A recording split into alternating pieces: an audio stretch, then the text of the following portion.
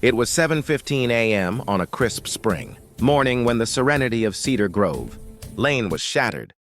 My name is Marcus Hill, and I've lived here for 12 years with my wife, Lisa, tending our small urban garden on the edge of this seemingly perfect HOA community. Our street, a mix of black and white families, usually hums with the quiet rhythm of morning routines. Dog walkers, newspaper deliveries, kids heading to the bus stop. But that day, a loud crunch echoed from the corner. I stepped outside and saw it. The shiny white SUV parked awkwardly on the lawn of our neighbor's yard, its tires leaving deep grooves through the tulip beds Lisa had planted last fall. The driver, a woman in her early 50s, navy blazer perfectly pressed despite the chaos she'd caused, clutched a clipboard like it was a shield of authority. This was Eleanor Greer, the new HOA president. She wasn't supposed to be here. Private property, the sign read clearly at the street's edge. But Eleanor ignored it completely. She and her small entourage of board members were here for a routine inspection, she claimed. But her eyes glinted with something far more personal: control. I took a deep breath, remembering the words my father taught me. Protect what matters without losing your composure. Morning, I said, keeping my tone calm but firm. Could you please move your vehicle? That's private property. Eleanor looked at me, a half-smile playing on her lips, as if my request were inconsequential. Marcus, we're here to ensure community standards, she said, pointing at the tulips crushed beneath her tires. Property lines, landscaping aesthetics, everything must comply. I felt my pulse quicken. This wasn't just about flowers. It was about boundaries, respect, and the quiet control suburban leaders sometimes wield with unchecked authority. Behind her, two board members glanced nervously at the lawn, realizing that the pristine neighborhood image they cherished was being trampled, literally, by their own president. The tension hung in the air like the calm before a storm. I knew then that this morning was just the first act in a much longer battle over property, pride, and principle. The sun gleamed off the SUV's hood, highlighting the mess of petals, grass, and scattered mulch. And as Lisa emerged from the porch, her hands trembling but her eyes determined, I realized something crucial. This wasn't merely a dispute about flowers or grass. It was a test, and we weren't going to back down. After the SUV incident, I knew passive complaints wouldn't solve the problem. Eleanor Greer wasn't just careless, she was deliberate. Over the next 2 weeks, I documented every intrusion. Motion-activated cameras discreetly installed along our garden paths, captured board members, wandering across private lawns, measuring flower beds and taking notes on mulch types, irrigation setups, and plant spacing. Each clip reinforced the pattern. This wasn't about community standards. This was about asserting dominance over neighbors who dared maintain individuality in the HOA's cookie-cutter vision. Lisa was exhausted. Each day brought new stress. Each night she'd collapse into bed, whispering about her growing anxiety. Our neighbors, both black and white families, began sharing similar experiences. The board's inspections weren't consistent. Some yards were praised, others criticized, but the selection always seemed arbitrary. Tension rippled through Cedar Grove Lane like a storm brewing on the horizon. I began gathering evidence. Photos, timestamps, voice recordings when possible, all documented instances of trespass, intimidation, and coercion. We mapped the repeated patterns, discovering that Eleanor scheduled visits strategically around community events to maximize stress and make homeowners feel surveilled. Her approach mirrored high-stakes negotiations I had studied in law enforcement and corporate conflict training. Control through fear, influence through documentation, and intimidation as leverage. Neighbors Tom and Maria, who lived 3 houses down, shared stories of their own flower beds being trampled, gates left unsecured, and pets startled by sudden board visits. It became clear that this wasn't personal. It was systemic. Eleanor's methods were consistent, carefully orchestrated, and aimed at reinforcing her authority as HOA president. By the end of the second week, Lisa and I felt we had enough documentation to confront the situation professionally. This wasn't about confrontation anymore. It was about preparation. I scheduled a meeting with a local property lawyer, gathering the cameras, photos, and neighbor statements into one organized packet. The goal was simple: establish undeniable evidence of repeated violations of private property rights. That evening, Lisa walked among her flower beds, brushing her hands over the petals that had survived. She smiled faintly but firmly. "We'll protect what's ours, Marcus. We just have to be smart." That resolve reminded me that this fight was not just legal, it was personal. Our garden, our boundaries, and our peace of mind depended on careful, methodical action. And for the first time, I felt a strategy forming, a way to reclaim control without escalating to chaos. By the third week, the picture became unmistakable. Eleanor Greer's actions were deliberate, systematic, and escalating. Every inspection, every note she took, every unexplained visit now fit a pattern. She wasn't just enforcing rules, she was testing boundaries, searching for weaknesses, and manipulating her authority for control. I pored over the footage, frame by frame. Her team walked over lawns that weren't theirs, measured flower beds without consent, and whispered instructions into phones. One clip showed her nudging a neighbor's gate open and stepping inside to inspect irrigation lines. The arrogance was breathtaking. This was someone who believed her role granted unchecked power. Lisa watched quietly as I cataloged everything. Her eyes scanned each frame like she could see the intent behind Eleanor's smile, the premeditated gestures, the subtle intimidation. "It's not just flowers, Marcus," she said softly. "It's control. She wants to dictate how we live." And she was right. The HOA's influence over property appearance, landscaping, and curb appeal was a tool. But Eleanor wielded it like a weapon. I called my lawyer, Cynthia, a veteran in property rights cases. We reviewed the evidence together. Photographs, timestamps, camera angles, and neighbor statements formed a comprehensive dossier. Cynthia's eyebrows rose at the thoroughness. "This is beyond mere nuisance complaints," she said. "You have an actionable case here. You're not just documenting. It's a pattern of harassment, potentially actionable under civil and local property law." We also discovered an unexpected twist. Eleanor's inspection schedule coincided with HOA vote days and board meetings. Every intrusion occurred just before decisions affecting landscaping fines, penalty assessments, and compliance fees. The pattern revealed a calculated plan to influence votes, instill fear, and consolidate her control. Armed with this insight, I planned the next step. I needed legal documentation, neighborhood support, and a way to demonstrate the repeated trespasses in a single, undeniable narrative. The cameras weren't just recording, they were a shield, a witness, and proof. I realized that with meticulous evidence, even the most audacious HOA president couldn't claim legitimacy over repeated invasions of private property. That night, Lisa and I walked through the garden, brushing our hands over surviving tulips and daffodils. "We'll make this right," I said. "Not just for us, but for everyone who's been intimidated." She nodded, her strength a quiet but unbreakable anchor. The fight wasn't over, but for the first time, we weren't reacting. We were preparing. And when Eleanor Greer returned, she wouldn't find a fearful couple. She'd find determined resistance, documented with precision, ready to reclaim what was ours. Once the evidence was compiled, it was time to act. Eleanor Greer wasn't just careless anymore, she was escalating. And her arrogance suggested she wouldn't hesitate to ignore warnings. I consulted with Cynthia about preventive measures.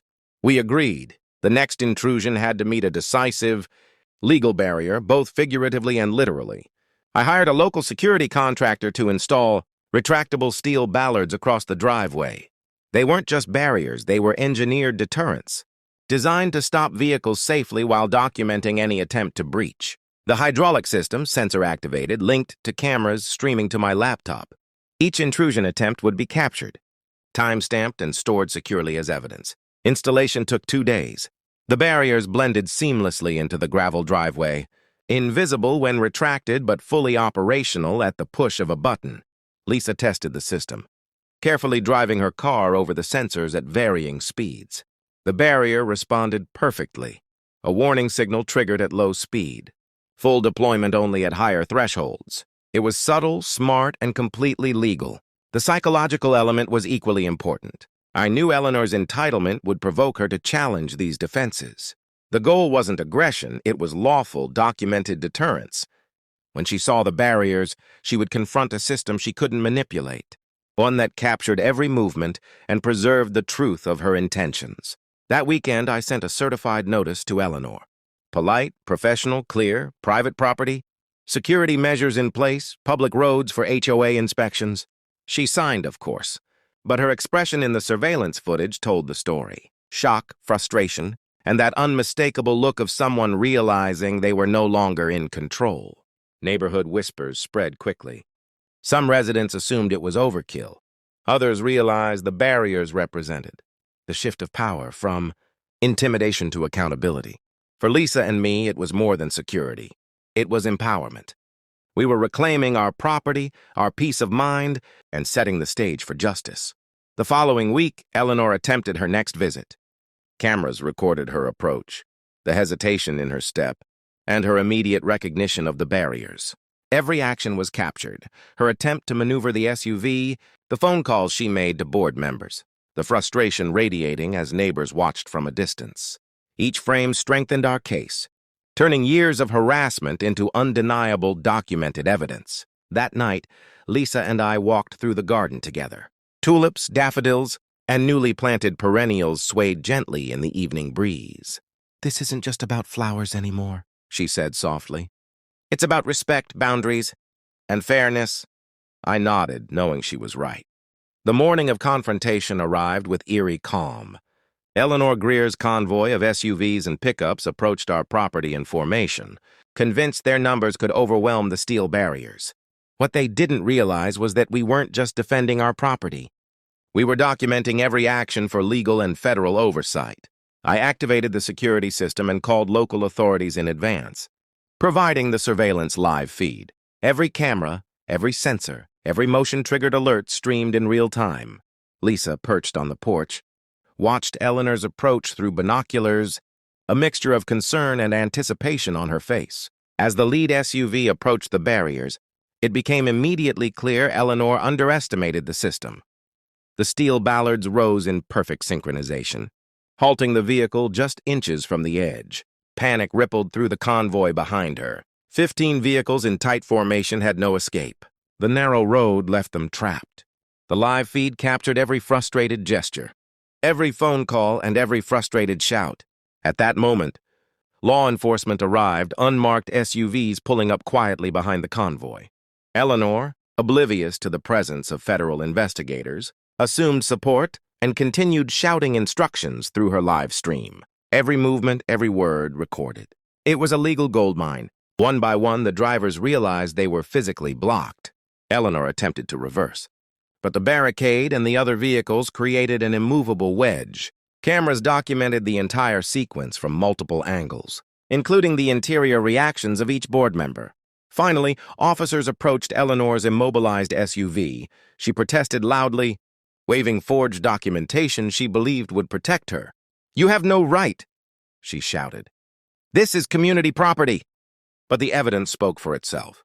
The original property deeds, professional survey maps, and documented harassment patterns made her argument obsolete.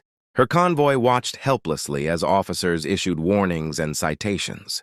The event quickly escalated into a federal matter when investigators noted her repeated document forgery and conspiracy attempts. Marcus, the fake security consultant she had hired, was apprehended attempting to flee. The scene unfolded like a controlled drama. Yet every action had real legal consequences. As the day ended, our property remained secure. The barriers had functioned flawlessly, protecting our home, our garden, and our peace of mind. Lisa and I walked among the tulips and daffodils, watching the neighborhood's reactions unfold in real time. What had started as a battle for flowers and privacy had become a clear, documented case exposing corruption, entitlement, and illegal actions within the HOA. This wasn't just a victory. For our family, it was a turning point. For the entire community, the balance of power had shifted. We had gone from reacting to defending to documenting and exposing.